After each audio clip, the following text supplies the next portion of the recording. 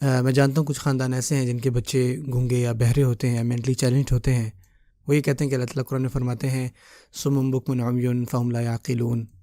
اگر آپ گونگے بہرے اندھے ہو تو یہ اللہ تعالیٰ کا عذاب ہے.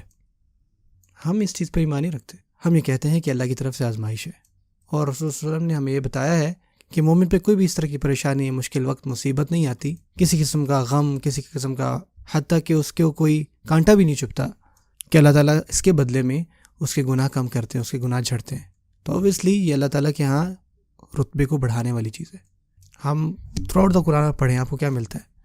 آپ دیکھیں حضرت ایوب علیہ السلام تقریباً 10 سال تک بستر پر رہے، اور اللہ تعالیٰ نے ان کی جو بیوی کی خدمت ہے اس کی حوصلہ افزائی کی. اور ہم یہ جانتے ہیں رسول صلی اللہ علیہ وسلم کے وقت میں کچھ ایسے صحابہ بھی تھے جو دیکھ نہیں سکتے تھے، جیسے عبداللہ ابن ام مختوم. آپ صلی اللہ علیہ وسلم نے ہر یہ کوشش کی ان کے بارے میں کہ ان کو کبھی بھی ایسا فیل نہیں ہو کہ وہ امت کا حصہ نہیں ہے. مثال کے طور پر ایک دفعہ وہ چاہتے تھے کہ وہ جنگ میں حصہ لیں، لیکن نہیں لے سکتے تھے کیونکہ وہ دیکھ نہیں سکتے تھے.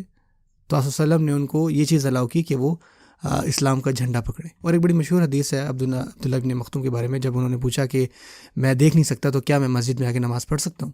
تو رسول صلی اللہ علیہ وسلم نے اس کے جواب میں کہا کہ کیا آپ کو اذان کی آواز سنائی دیتی ہے؟ تو انہوں نے کہا جی ہاں. تو رسول صلی اللہ علیہ وسلم نے اس کا جواب دیا کہ اگر آپ کو آواز آتی ہے تو اس آواز کا آپ نے جواب بھی دینا ہے پھر.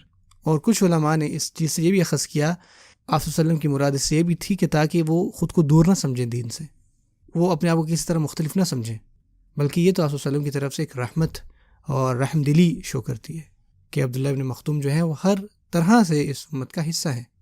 ہم یہ بھی ملتا ہے کہ ایک اور صحابی تھے جن کا نام تھا عامر ابن الجموح رضی اللہ تعالیٰ عنہ. وہ مدینہ کے انصار میں سے تھے، اور یہ بوڑھے انصاری تھے، اور وہ لڑکھڑا کر چلتے تھے. اور جب وہ جنگ کے لیے آئے تو انہوں نے آپ صلی اللہ علیہ وسلم سے پوچھا، تو آپ صلی اللہ علیہ وسلم نے فرمایا کہ اعذرک اللہ، اللہ تعالیٰ نے آپ کو عذر دیا، آپ بے شک نہ کریں گے.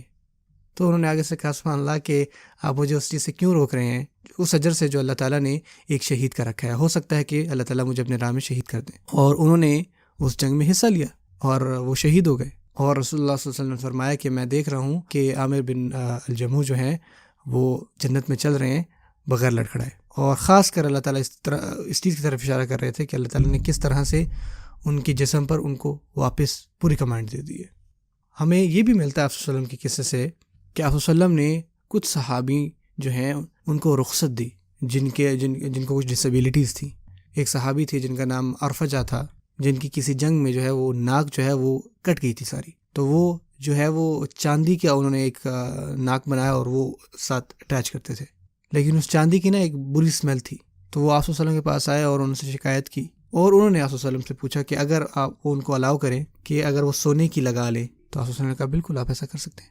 تو رسول صلی اللہ علیہ وسلم نے کہنے کا مقصد ہے کہ یہ رخصت دی. اکثر صحابہ جیسے حسان بن ثابت وہ جو ہے معذور ہو گیا آنکھوں سے، عبداللہ ابن عباس رضی اللہ تعالیٰ عنہ جو ہے، اور جتنا بھی معاشرہ تھا انہوں نے پھر ان کا خیال رکھا.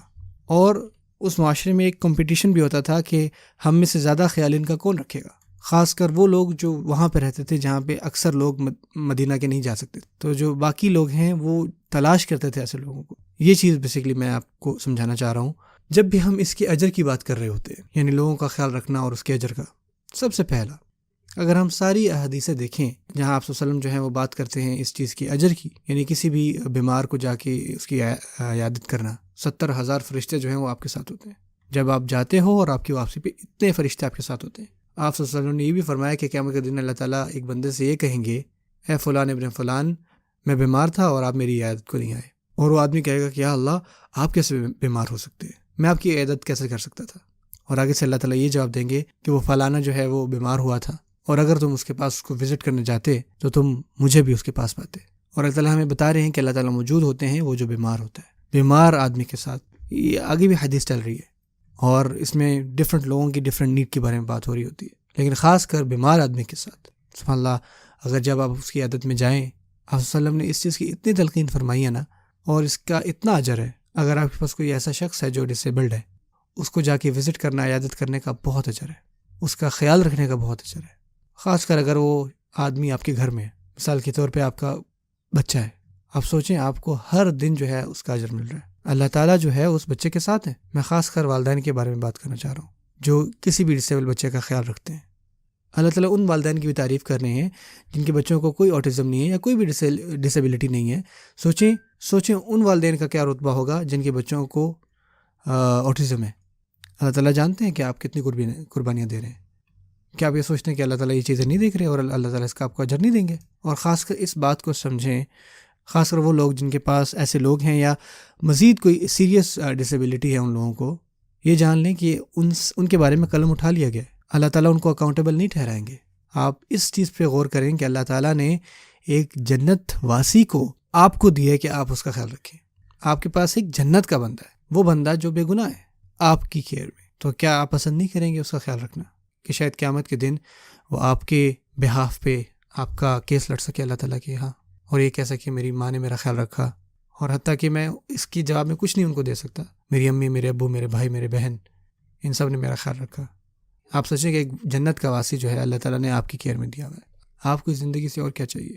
اور قیامت کے دن وہ آپ کے بہاف پہ آپ کا کیس لڑ سکتا ہے.